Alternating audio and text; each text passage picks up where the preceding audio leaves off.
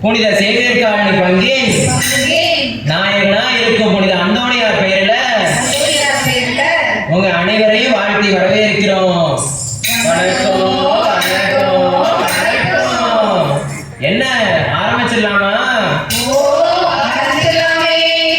ஆண்டவருடைய மாட்சிக்காக நாம எதை செஞ்சாலும் ஒழுங்கா செய்யணும்னு விவிலியம் சொல்லுது.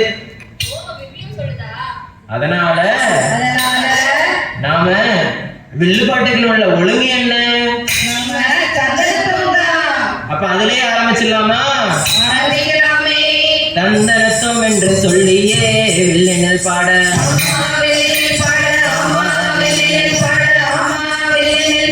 வந்தருளும் இயேசு தெய்வமே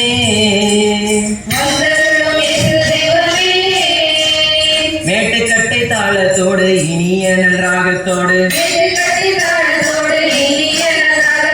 பாடி தூதி செய்தி சொல்ல அருள் தர வேண்டும் ஐயா. மக்கள் மனங்களிலே இனிதாக செய்தி சொல்ல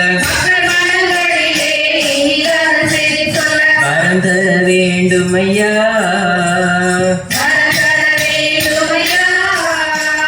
வரம் தர வேண்டும் ஐயா.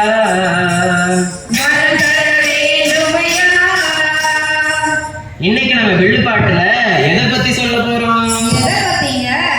கிபி 12ஆம் நூற்றாண்டுல நடந்த உண்மை சம்பவம். உண்மை சம்பவமா? இந்த நூற்றாண்டுல போர்ச்சுகல் நாட்டின் தலைநகர் என்ன தெரியுமா? நம்ம நாட்டோட தலைநகரமே யோசிக்கணும். இது வேறையா? மாதா மாதா மாதா தான் கன்னி மரியாதா அவங்க அன்பு நரவானிலே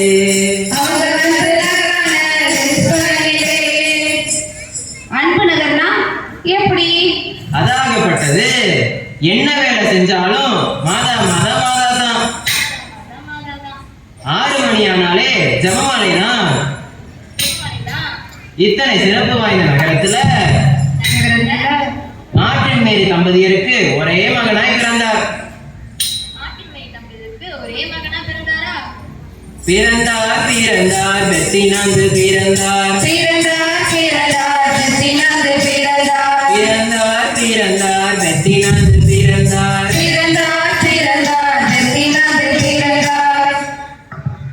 தெய்வ குழந்தையா பிறந்ததுனால அவர் துன்பங்கள் எதுவும் அனுபவிச்சிருக்கலையா?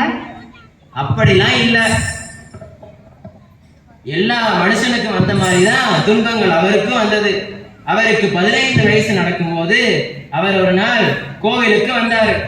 அப்போ சாத்தான் வந்து வராதே வராதே கோவிலுக்கு வராதே வராதே வராதே கோவிலுக்கு வராதே என்று கூறி அவரை துன்புறுத்தியது. சாத்தான் அழிக்க கோவில் பீடத்தின் கீழே சிலுவை அடையாளம் வரைய அதிலிருந்து வந்த ஒளி அதனை ஓட விட்டுருச்சு.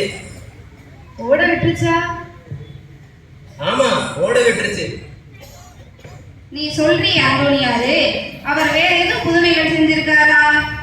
கோவேறு கழுதை கூட கூடி நின்ற கூட்டம் காண கோவேறு கழுதை கூட கூடி நின்ற கூட்டம் காண கோவேறு கழுதை கூட கூடி நின்ற கூட்டம் காண கோவேறு கழுதை கூட கூடி நின்ற கூட்டம் காண குனிந்து வணங்க செய்த அந்தோணியார். குனிந்து வணங்க செய்த அந்தோணியார். குனிந்து வணங்க செய்த அந்தோணியார். குனிந்து வணங்க செய்த அந்தோணியார். கழுதை குனிஞ்சாச்சா? என்னையா சொல்றீங்க? ஆமா, அந்த கழுதைய 3 நாள் பட்னியா போட்டு அடுத்த நாள் அந்த கழுதைய கோவிலுக்கு கொண்டு வந்தாங்க. அந்த கழுதையோட உரிமையாளர் அதை சாப்பிடுன்னு சொன்னாரு. சாப்பிட சொன்னாரா? ஆனா அந்த கழுதை உணவை சாப்பிடாம அந்தோணியார் கையிலேந்தி வந்த நற்கருணை நாளின் முன் விழுந்து வணங்கியது. திருவுடலானவரே இறைவாய் கையிலேந்தி விரதம் இருந்த அந்தோணியார் வேகமா வந்தாரு. உள்ளே உண்ணா கழுதை இப்படிதான் குனிந்துச்சு.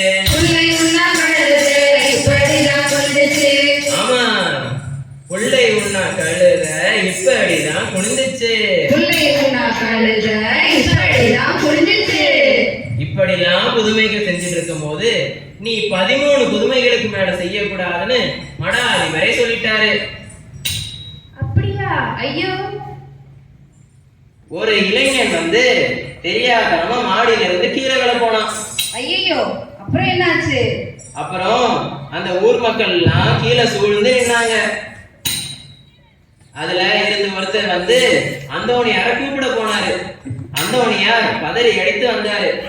வந்த உடனே அந்த இளைஞனை அந்தரத்துல நிக்க வச்சுட்டு அந்த மக்கள் கிட்ட சொன்னாரு, நான் போய் என் பெரிய குருவிட அனுமதி கேட்டுட்டு வரேன், இந்த அவரை காப்பாத்தலாமா வேணாமான்னு கேட்டாரு. பெரிய குருவா? அவ்வளவு பெரிய குருவா? ஆமா, பெரிய குருதான் போல. இதை கேள்விப்பட்ட பெரிய குருவும் சம்பவ இடத்துக்கு வந்தாரு.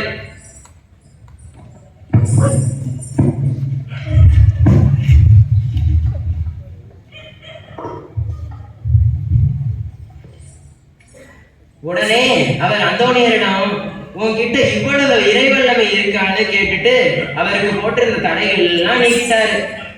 அந்தியிலே விழுந்தான் அந்தரத்தில் நின்றான், பதறி அடித்து வந்தனர் அவனை காப்பாற்ற, ஆணை பெற்று வந்தார் அந்தோணியார், அவனை காப்பாற்றினார் சிக்கல்களை தீர்த்தார், அவனை காப்பாற்றினார் சிக்கல்களை தீர்த்தார். இவ்வளவு புதுமைகள் செஞ்ச அந்தோணியாரு எப்படி இருப்பாரு? இந்த சொல்றேன் கேளு. சூரியன் போல சுடரொளி உதயம், நிறைமதி போன்ற குளிர் கொண்ட வெளியும், குழந்தை இயேசுவை கையில் ஏந்தி, மறுகையில் அழகாக சிலுவையும் தரித்து, சிரசினில் கிரீடம் ஒளியாயிருக்க, நற்செய்தி நூலும் கையில் ஏந்தி, எங்களுக்காக இறைவனை வேண்டும், பதுவை பதியரே அந்தோணியாரே, ஆமா அந்தோணியாரே,